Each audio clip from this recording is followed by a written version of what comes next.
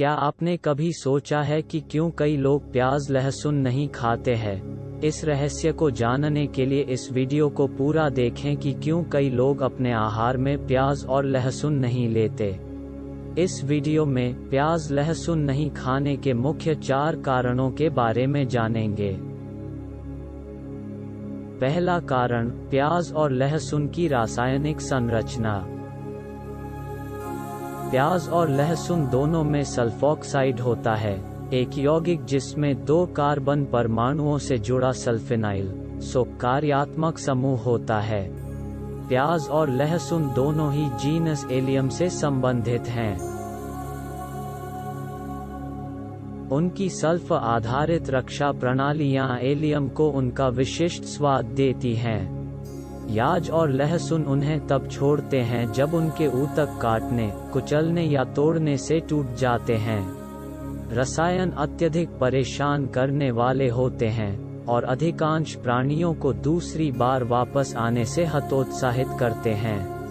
वे रोगाणुओं को मारते हैं और कीड़ों को दूर भगाते हैं, और वे कुत्तों और बिल्लियों की लाल रक्त कोशिकाओं को नुकसान पहुंचा सकते हैं। लहसुन की कलियां एलिसिन 2-प्रोपेन-1 सल्फिनोथियोइक एसिड S2-प्रोपिनिल एस्टर नामक एक रसायन का उत्पादन करती हैं, जो उनके मजबूत तीखेपन और सुगंध के लिए जिम्मेदार है। यह एक अपेक्षाकृत बड़ा अणु है और मुख्य रूप से खाने वाले के साथ सीधे संपर्क पर कार्य करता है। प्याज और लहसुन एक विशेष भंडारित रसायन और दूसरा रक्षात्मक एंजाइम साझा करते हैं। वे एक सल्फर अणु का उत्पादन करते हैं, जो क्षतिग्रस्त ऊतक से खुद को लॉन्च करने के लिए पर्याप्त छोटा और हल्का होता है।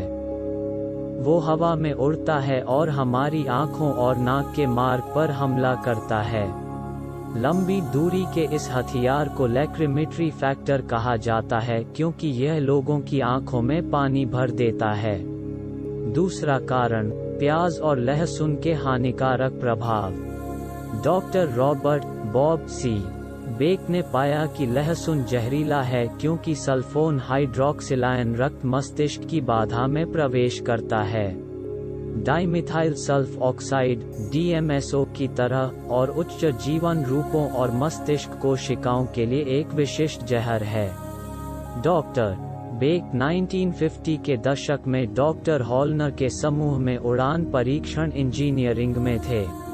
वह याद करते हैं कि फ्लाइट सर्जन हर महीने आते थे और उन सभी को याद दिलाते थे, हमारे हवाई जहाज को उड़ाने से 72 घंटे पहले किसी लहसुन को छूने की हिम्मत मत करो, क्योंकि यह आपके प्रतिक्रिया समय को 2 गुना या तिगुना कर देगा।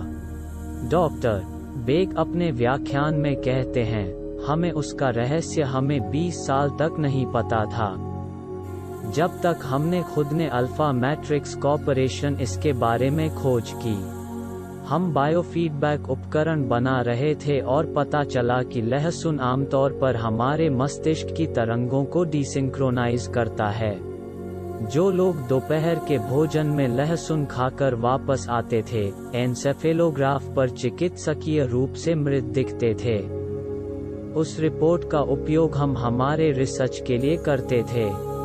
बाद में उन्होंने स्टैनफोर्ड में एक अध्ययन को वित्त पोषित किया और उन्होंने पाया कि लहसुन वास्तव में एक जहर की तरह है।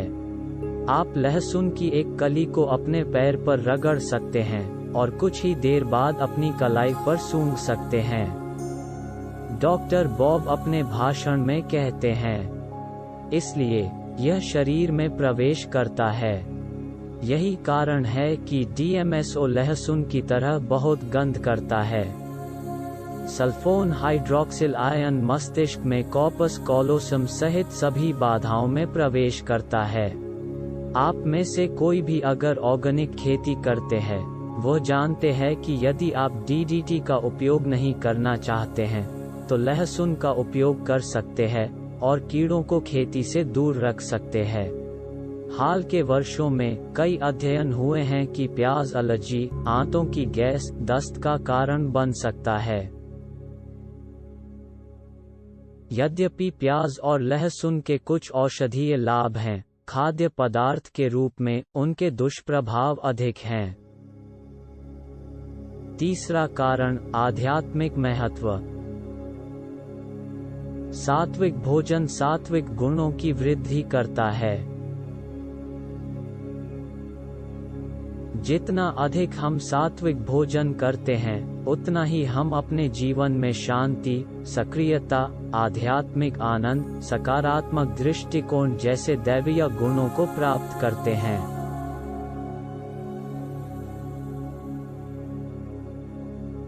भागवत गीता अध्याय 17 श्लोक 8 सात्विक भोजन को परिभाषित करता है। आयु, सत्वबलारोग्य सुख प्रीति विवर्धना, रस्या, स्निग्धा, स्थिरा हृदया आहारा, सात्विक प्रिया। इसका अर्थ है, सद्गुणी व्यक्ति ऐसे खाद्य पदार्थों को पसंद करते हैं जो जीवन काल को बढ़ावा देते हैं और पुण्य, शक्ति, स्वास्थ्य, सुख और संतुष्टि को बढ़ाते हैं। ऐसे खाद्य पदार्थ रसीले, पौष्टिक और स्वाभाविक रूप से स्वादिष्ट होते हैं। सात्विक भोजन 4 प्रकार के होते हैं और वे हैं: पहला प्रकार रस्य है, दूध, शहद, फल जैसे खाद्य पदार्थ। दूसरा प्रकार स्निग्धा है, खाद्य पदार्थ जैसे घी, मक्खन, वनस्पति तेल और पकी हुई सब्जियां। तीसरा है स्थिर, दालें, अनाज, सूखे मेवे जैसे खाद्य पदार्थ। और चौथा प्रकार है हृदय, स्वाभाविक रूप से स्वादिष्ट, आंवला और खट्टे फल जैसे खाद्य पदार्थ। कहते हैं शुद्ध भोजन करने से शुद्ध हृदय की प्राप्ति होती है। सात्विक भोजन अपने आप में एक दवा का काम करता है, जैसा कि मेडिसिन के जनक हिप्पोक्रेट्स ने कहा था कि भोजन को अपनी दवा और दवा को अपना भोजन होने दें। यह भोजन हमें सात्विक होने में मदद रूप होता है और स्वयं और समाज के लिए एक बेहतर इंसान बनने में मदद करता है। सात्विक भोजन मूल रूप से शुद्ध शाकाहारी भोजन है, जिसमें प्याज, लहसुन या अंडे का उपयोग नहीं किया जाता है और आदर्श रूप से घर पर पकाया जाता है। शिक्षापत्री ग्रंथ श्लोक 186 में भगवान स्वामी नारायण कहते हैं, चर्मवारी न वैपायम जात्या विप्रेण केंचित पलांडुलशुनाद्यम च तेन भक्ष्यम न सर्वथा। जो आध्यात्मिक साधक को आहार में प्याज और लहसुन से परहेज रहने का संदेश देते हैं। जब हम घर पर सात्विक भोजन पकाते हैं और खाते हैं, तो हमें शारीरिक, मानसिक, आर्थिक और आध्यात्मिक रूप से लाभ होता है।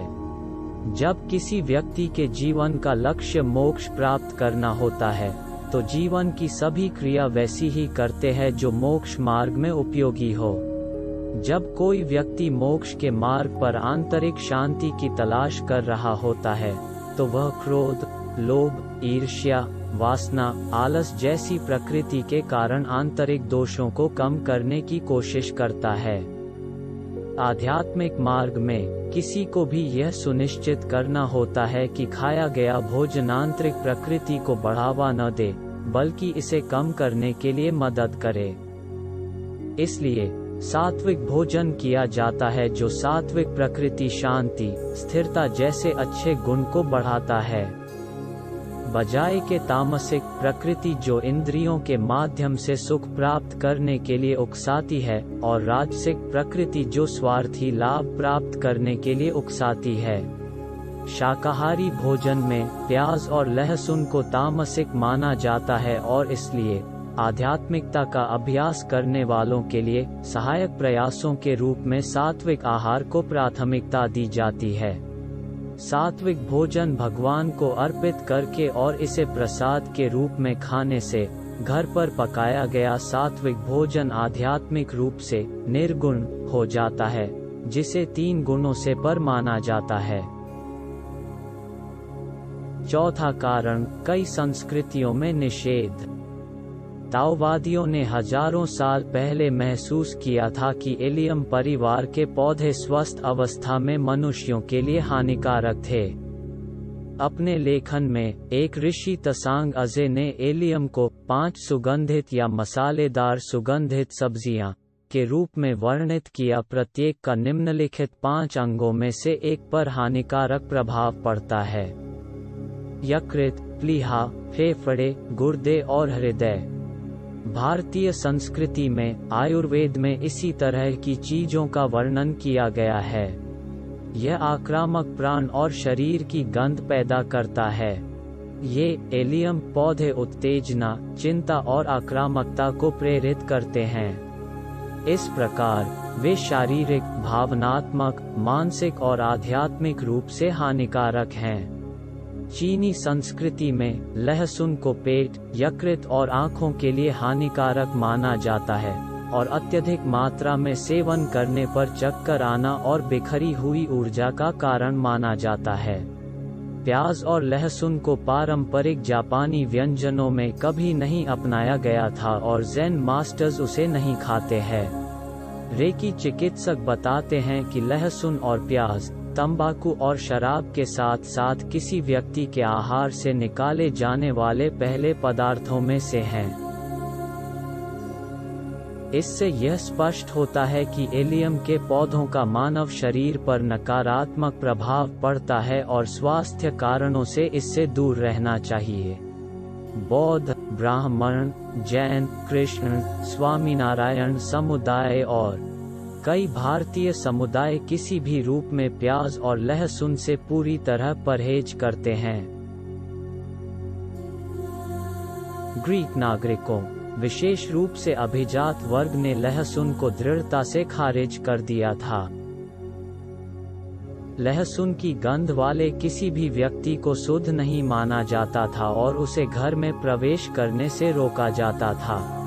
स्वास्थ्य चिकित्सकों के बीच यह व्यापक रूप से स्वीकार किया जाता है कि लहसुन कुछ हानिकारक जीवाणुओं को मारता है, हालांकि ये लाभकारी जीवाणुओं को भी नष्ट कर देता है, जो पाचन तंत्र के समुचित कार्य के लिए आवश्यक हैं। आप सोच रहे होंगे कि बिना प्याज और लहसुन के कितने व्यंजन बन सकते हैं?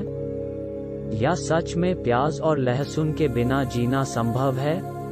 उत्तर है हाँ। दुनिया भर में लाखों लोग जीवन भर और पीढ़ियों तक इसी तरह जीते हैं।